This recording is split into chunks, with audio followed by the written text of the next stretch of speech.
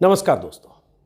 आज सुबह सुबह जब मैं मॉर्निंग वॉक पर गया तो कुछ लोग जो अक्सर मॉर्निंग वॉकर मिलते हैं सुबह में, कुछ बुजुर्ग भी हैं, कुछ मेरे से सीनियर भी हैं, कुछ मेरे समकालीन भी हैं।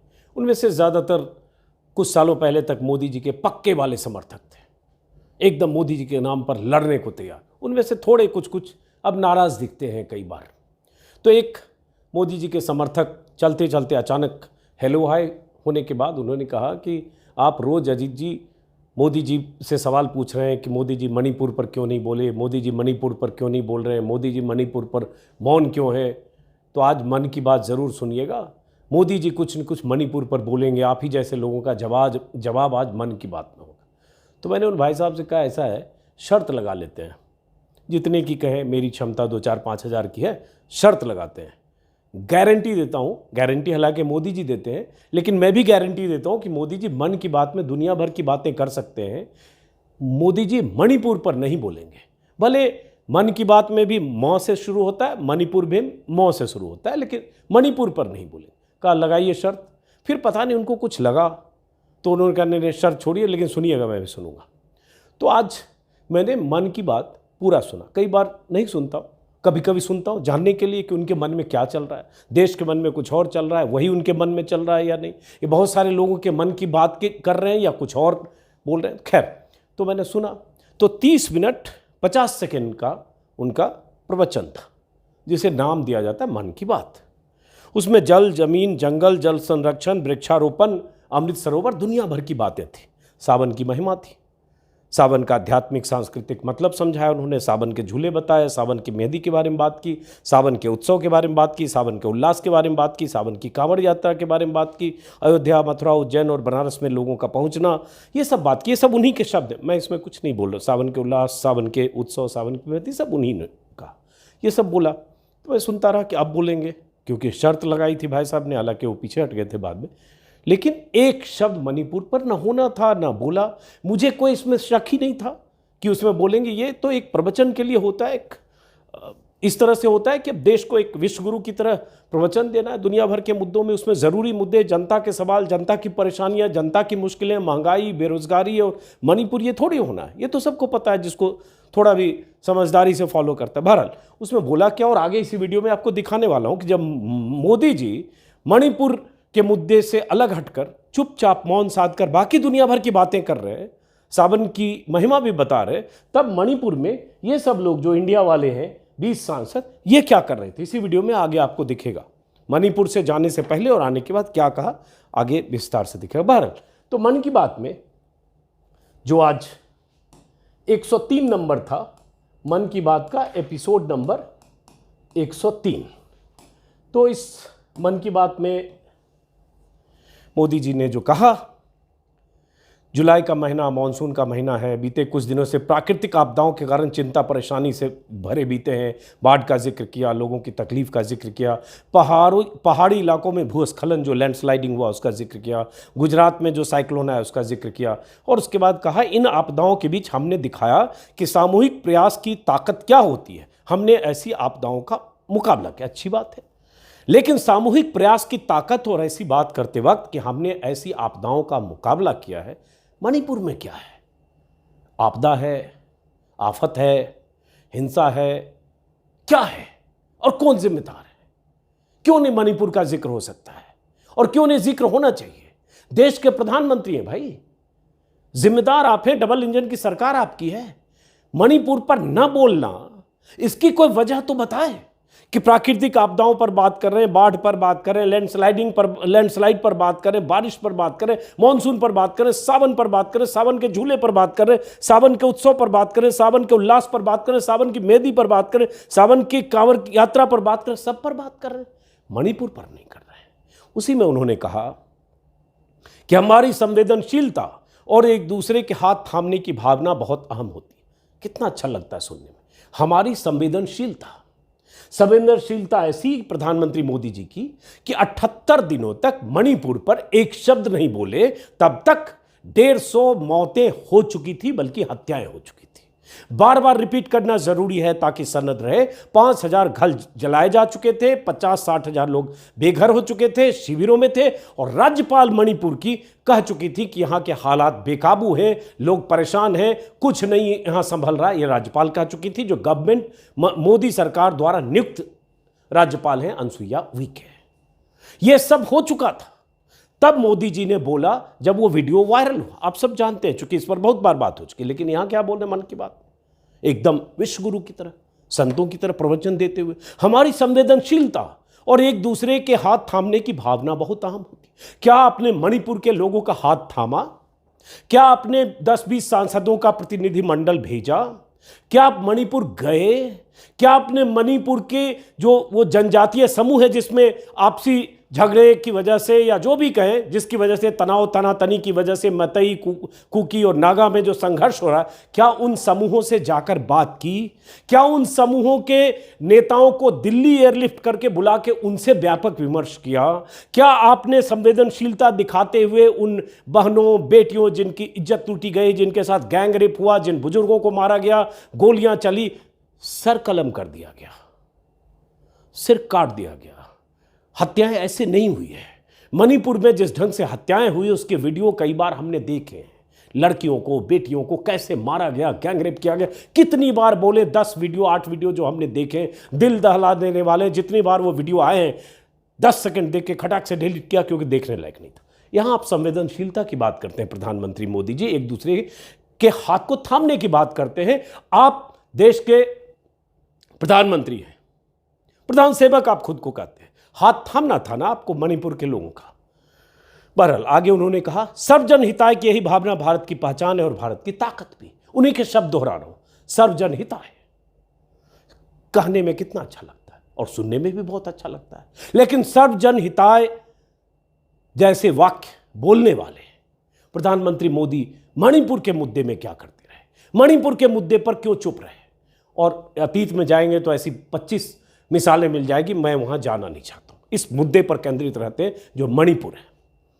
उसके बाद बाकी उन्होंने वृक्षारोपण, जल रक्षण, ये सब तो जिक्र किया ही, शाहडोल का जिक्र किया, पेड़ लगाने की बात की, सावन को लेकर उनका खास आकर्षण है तो सावन की बात की। आपको पता होगा कि जब 19 जुलाई को वीडियो वायरल हुआ और 20 जुलाई को प्रधानमंत्री संसद पहुंचे थे, अगर तारीख मुझे याद है, संसद सत्र की शुरुआत हुई थी, वहां भी प्रधानमंत्री मोदी ने 8 मिनट कुछ सेकंड के भाषण में शुरू में 2 मिनट तक सावन की बात की, सावन और डबल सावन और क्या, आज भी सावन सावन सावन। तो मणिपुर पर कोई बात नहीं हुई और उसके बाद प्रधानमंत्री मोदी के मन की बात खत्म हो गई। ये है उनके मन की बात। तो भाई साहब जो सुबह मिले थे मॉर्निंग वॉक में, इस वीडियो से उनको पता चलेगा। अब आते हैं कि जो विपक्षी दलों के जो सांसद हैं, 20-21 सांसद, वो जो इंडिया जो एक मोर्चा बना है 26 दलों का मोर्चा, उस मोर्चे के सांसदों का जत्था मणिपुर गया, परसों गया, और आज जब मैं वीडियो रिकॉर्ड कर रहा हूं तभी कुछ मिनट पहले सभी सांसद लौट कर आए हैं मणिपुर से। 2 दिन वहां शिविरों में मिले, उन शिविरों में मिले, राहत शिविरों में, जहां जो घर से विस्थापित लोग हैं मणिपुर में वो रह रहे हैं, चूराचंद्रपुर और विष्णुपुर में, और उसके अलावा इम्फाल में। और ये लोग मिले मणिपुर की राज्यपाल अनुसुईया उइके से भी। ये तस्वीरें स्क्रीन पर देख रहे हैं, ये सांसद हैं जो गए थे। नाम एक बार सिर्फ बता दूं, चूंकि जो लोग जा रहे हैं या जो गए उनका नाम देश को जानना जरूरी है, क्योंकि ये विपक्ष, जो पक्ष का काम है वो विपक्ष कर रहा है। ये सांसद जो वहां गए, एनडीए वाले सांसदों का मणिपुर दौरा, स्क्रीन पर आप नाम देख पा रहे हैं। जयंत चौधरी, अधीर रंजन चौधरी कांग्रेस, गौरव गोगोई, सुशील गुप्ता, AR रहीम, राजीव रंजन, मनोज झा, RJD, अनिल हेगड़े, कनीमोई, महुआ मांझी, जावेद अली खान, PP मोहम्मद, सुष्मिता देव, अरविंद सावंत, फूलो देवी, ऐसे करके 21 सांसदों का जत्था गया। और ये जत्था आज जब मैं वीडियो रिकॉर्ड कर रहा हूं तब ये लोग लौट कर आए हैं। लेकिन जैसे ये लोग गए, सबसे मिले, शिविरों में गए, स्क्रीन पर आप तस्वीरें देख रहे हैं। अब ये तस्वीर कितनी अच्छी लगती है कि भाई इतने सांसद गए। मैं तो यही कहूँगा कि यही काम क्यों नहीं करना चाहिए था सत्ताधारी दल के सांसदों को, प्रतिनिधिमंडल को, कायदे से प्रधानमंत्री को। अमित शाह गए शुरुआती दिनों में और उसके बाद भी हो सकता है वीरेंद्र सिंह से लगातार टच में होंगे ये मुख्यमंत्री और गृह मंत्री, लेकिन उसके बाद भी जख्म पर मरहम लगाना जो होता है, एक प्रोएक्टिव ढंग से उन वहाँ के लोगों को जाकर उनसे बात करना, संवाद करना, सभी समुदायों से, जो अचानक अभी बयान परसों आया अमित शाह की तरफ से, सभी समुदाय के लोगों से बात हो रही है क्योंकि सुप्रीम कोर्ट में सुनवाई थी। अचानक सरकार प्रोएक्टिव हुई, अमित शाह प्रोएक्टिव हुए कि प्रधानमंत्री पल पल की जानकारी ले रहे हैं, एक दिन में 3 घंटे का अपडेट ले रहे हैं, हर 3 घंटे पर अपडेट ले रहे हैं, लेकिन उसके पहले और उसके बाद कोई बयान नहीं, चुप्पी। तो ये सांसद हैं जो गए, स्क्रीन पर आप देख रहे हैं, अधीर रंजन चौधरी दिख रहे हैं, मनोज झा जो शिविरों में गए, महुआ मांझी हैं, गौरव गोगोई हैं कांग्रेस के, अधीर रंजन चौधरी, ये कनिमोई हैं, ये सुष्मिता देव हैं, कनिमोई डीएमके की हैं, यहाँ भी कनिमोई हैं, मनोज झा है, सुष्मिता देव है, टीएमसी की सांसद हैं, ये सब सांसद वहाँ शिविरों में गए। मैं कह रहा हूँ ये काम करना चाहिए था बीजेपी को। बीजेपी के 20-25 सांसद 2 बार जाते, 3 बार जाते, शिविरों में जाते, वहाँ के स्थानीय जो जनजाति समूह है उन सब से बात करते, मैतई से बात करते, कुकी से बात करते, नागा से बात करते, उनके नेताओं से बात करते। ऐसा लगता कि दिल्ली इनके लिए चिंतित और कंसर्न है, उनके न सिर्फ जख्मों पर मरहम लगा रहा है बल्कि कंसोल कर रहा है उन स्थितियों में जहां वहां तनाव है, 2 समुदायों के बीच जबरदस्त आक्रोश और गुस्सा है, गोलीबारी है, एकदम हिंसक माहौल है। उस हिंसक माहौल में आप हीलिंग के लिए भी जाते हैं, संवेदना के स्तर पर भी जाते हैं। गए क्या ये लोग? गए, इससे पहले राहुल गांधी गए थे, राहुल गांधी भी 2 दिन वहां मणिपुर के शिविरों में गए, तब भी उन पर आरोप लगा कि राजनीति करने गए। जब ये लोग गए, एक बयान देख रहा हूं, अनुराग ठाकुर कह रहे हैं ये लोग राजनीति करने गए। अगर राजनीति है, मैं फिर कहूंगा ये लोग राजनीति करने गए, अगर ये राजनीति है, इंडिया का दौरा दिखावा है, ये अनुराग ठाकुर का बयान है, आज ही अखबार में छपा है, केंद्रीय मंत्री, अगर ये दिखावा है, वहां जाना, शिविरों में जाना, ये सब दिखावा है, जो इन्होंने कहा ये मात्र दिखावा है, स्क्रीन पर आप देख पा रहे, पढ़ भी पा रहे हो। अगर ये दिखावा है तो मैं कहूंगा ये दिखावा तो बीजेपी के नेताओं को करना चाहिए था, बीजेपी के नेताओं को जाना चाहिए था, सांसदों को जाना चाहिए था और मंत्रियों को जाना चाहिए था, और जाकर ये दिखावा करते, शायद लोगों को लगता कि इतने लोग आए और संवाद से रास्ता खुलता है। हर कॉन्फ्लिक्ट का रास्ता संवाद से ही खुलता है या कॉन्फ्लिक्ट खत्म होता है। किया क्या, कोशिश हुई क्या? और अगर जिन लोगों ने कोशिश की या गए तो आप कह रहे राजनीति कर रहे हैं, और ये राजनीति है तो मैं कहूंगा ये राजनीति तो करनी ही चाहिए। बहुत सुखद तस्वीर है, मणिपुर के जख्मों पर मरहम लगाते इंडिया जो मोर्चा है उसके लोग। मनोज झा हैं, आरजेडी के सांसद हैं, परसों रात को इनसे हमने बात की थी, मनोज झा से, मेरे यूट्यूब चैनल पर देख सकते हैं, क्योंकि कल सुबह इन लोगों को मणिपुर जाना था। क्या कहा था मनोज झा ने जाने से पहले, क्या कहा है आने के बाद? अभी एयरपोर्ट पर जब आए हैं तब मनोज झा ने क्या कहा, इन लोगों ने क्या देखा मणिपुर में, राज्यपाल से भी मिले, राज्यपाल को भी इन्होंने ज्ञापन दिया, अपनी बात कही। राज्यपाल जो अनुसुईया उइके हैं वो तो पहले कह रही हैं, कह चुकी हैं, ऑन कैमरा ब्रस्ट करके कह चुकी हैं कि यहाँ की स्थिति बेकाबू है, मैंने ऊपर वाले को बता दिया। जरा मनोज झा को सुनिए और संजीदगी से सुनिए, ताकि मणिपुर की स्थिति, सरकार का रवैया, ये सब का आपको अंदाजा लगे। और सोचिए कि क्या विपक्ष अपना काम अगर जिम्मेदारी से कर रहा है, विपक्ष अगर मणिपुर के जख्मों पर मरहम लगाने के लिए जा रहा है, क्या ये राजनीति है? और अगर ये राजनीति है तो क्या यही राजनीति नहीं होनी चाहिए? देखिए, हमारा उद्देश्य ये नहीं है कि हम चांद का टुकड़ा लेकर के लोगों के पास जा रहे हैं, हमारी हैसियत नहीं है। जब सामूहिक पीड़ा होती है ना, सुनना भी एक हीलिंग का प्रोसेस होता है। हम सिर्फ सुनने जा रहे हैं। अभी तक मणिपुर के लोगों को लग रहा है, चाहे वो मैती हो, वो कुकी हो, वो नागा हो, वो जो हो, सबको लग रहा है कि भारतीय संसद में इस तरह की संवेदन शून्यता क्यों है। हम उस संवेदन शून्यता के आर्किटेक्चर को तोड़ते हुए तमाम इंडिया, मैं प्रधानमंत्री जी के लिए भी कहूं कि हमारा टैगलाइन है जुड़ेगा भारत, जीतेगा भारत, तो हम जा रहे हैं लोगों का हाथ पकड़ करके उनको ये कहना कि यू बिलोंग टू अस। अभी मणिपुर के अंदर एक सेंस ऑफ नॉन बिलोंगिंग है। मेरे पास हर हफ्ते दस्तावेज आते हैं, इस तरह के दस्तावेज जो आपके रोंगटे, क्या लिखा हुआ, क्या लिखा हुआ उस दस्तावेज में? एक बार स्क्रीन पर एक है इनएविटेबल स्प्लिट, दूसरा है 15 डेज। ये पुराना ही दस्तावेज है, मैं बता रहा हूं, हर हफ्ते दस्तावेज आते हैं। वो दस्तावेज किस बात के हैं? रुदन के, सामूहिक क्रंदन के, एक होपलेसनेस के, एक डिस्पेयर के। और हमने सदन में बड़ी कोशिश की, कि प्रधानमंत्री जी बोले, अविश्वास प्रस्ताव तक लाया गया, जानते हुए भी कि हमारे पास लेजिस्लेटिव मेजॉरिटी नहीं है।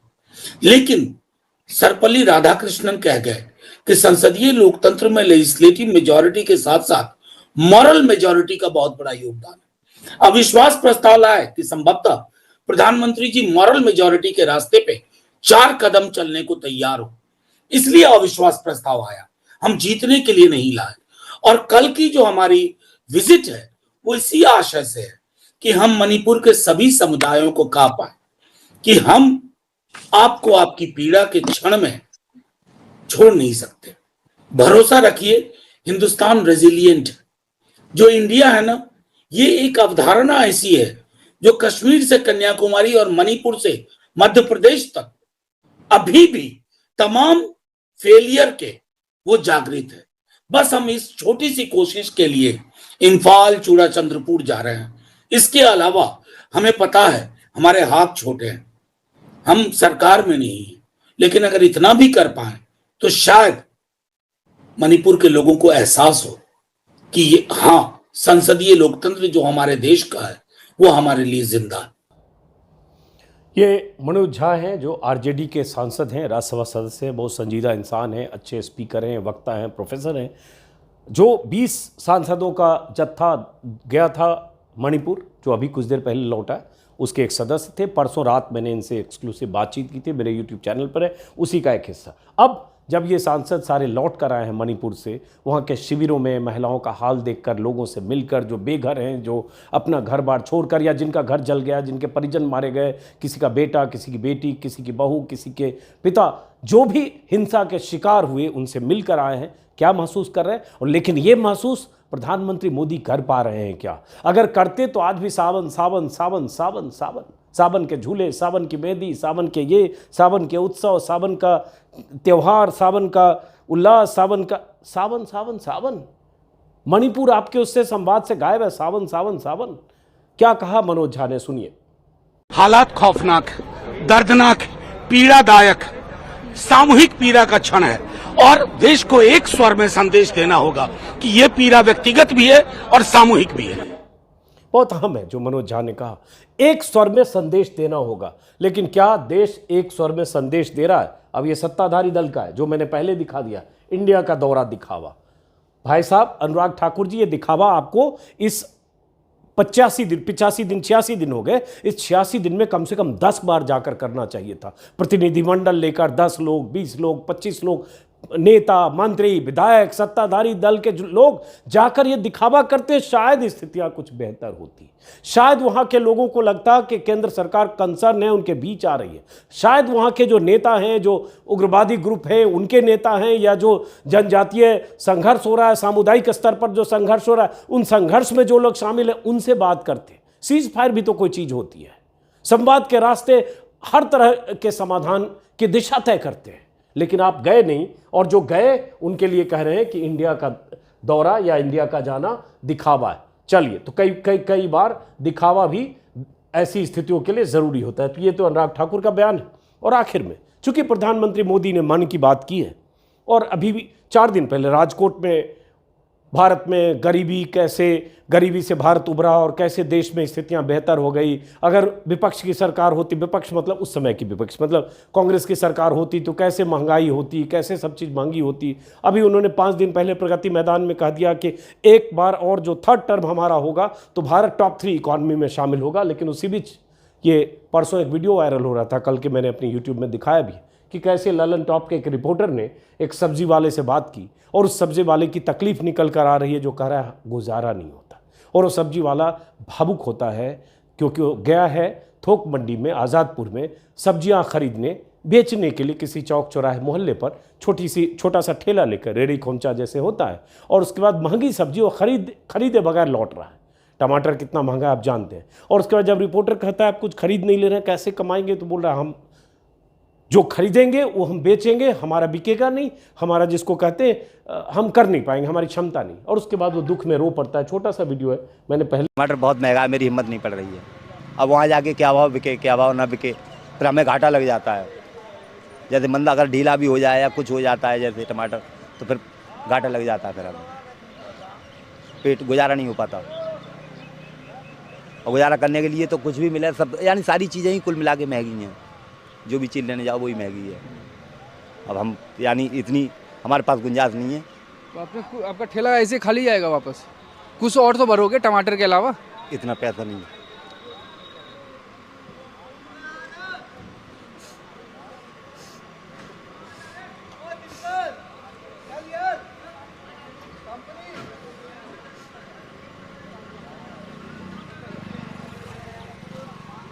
सुबह में किनके अपने बेटे के साथ आए थे आप?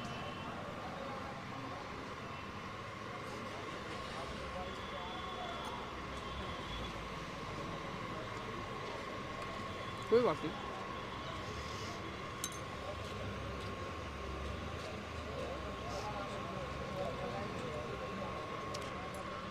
हमारी गुजर नहीं हो रही। हमारी गुजर नहीं हो रही है। चंद सेकंड की चुप्पी है। प्रधानमंत्री के मन की बात का किरदार ये होना चाहिए ना। कितना किराया? 4000। और कमाई? कमाई का तो 100 रुपये का भी हिल्ला नहीं। 100 रुपये भी 100-200 रुपये भी टाट पड़ रहा है। ये है। और भारत टॉप 3 इकोनॉमी में हो जाएगा। और भारत विश्व गुरु तो हो ही चुका है, प्रधानमंत्री भी विश्व गुरु है। और उसके बाद ये स्थिति है उन गरीबों की, उन लोगों की जो इस दौर में भी इस चमकते भारत जिसकी छवि प्रधानमंत्री मोदी पेश कर रहे हैं, जिसे वो टॉप 3 इकोनॉमी में शामिल करने का सपना दिखा रहे हैं, सपनों की ऐसी मीनार जिस मीनार के सबसे टॉप पर प्रधानमंत्री खड़े हैं, उस मीनार के नीचे ऐसे गरीब लोग हैं जिनकी हर रोज़ की बदरंग जिंदगी ये गवाही दे रही है कि आप जो कह रहे हैं, जो सपने दिखा रहे हैं, उससे क्या रिश्ता है ज़मीनी हकीकत का। बहरहाल वापस लौटते हैं उस भावुक तस्वीर जो सबको भावुक करती है। प्रधानमंत्री मोदी फिर मन की बात करेंगे। ये 103 नंबर एपिसोड था। अभी जो मैंने पहले बताया, अभी 104 नंबर का एपिसोड फिर होगा। फिर इसी तरह से देश दुनिया की बातें होगी, मुद्दे की बात छोड़कर। देखते हैं अब लोकसभा में प्रधानमंत्री मोदी क्या बोलते हैं। सबको इंतजार है क्योंकि अब उनके पास कोई विकल्प नहीं है। अविश्वास प्रस्ताव पर बहस होनी है 7 या 8 को, और बहस की आखिर में प्रधानमंत्री मोदी को जवाब देना होगा परंपरा और परिपाटी के हिसाब से। हम देखते हैं कि टोपी ट्रांसफ़र करते हैं किसी पर, चीन पर, म्यांमार पर, पड़ोसी देश पर, या नेहरू और राहुल गांधी पर। इंतज़ार होगा। फिलहाल इस वीडियो को ख़त्म करते हैं। फिर मुलाकात होगी किसी और वीडियो में। अगर आपने मेरे चैनल को सब्सक्राइब किया तो अच्छी बात है, नहीं किया तो करिए, और सब्सक्राइब किया मुमकिन हो ज्वाइन करिए। नमस्कार।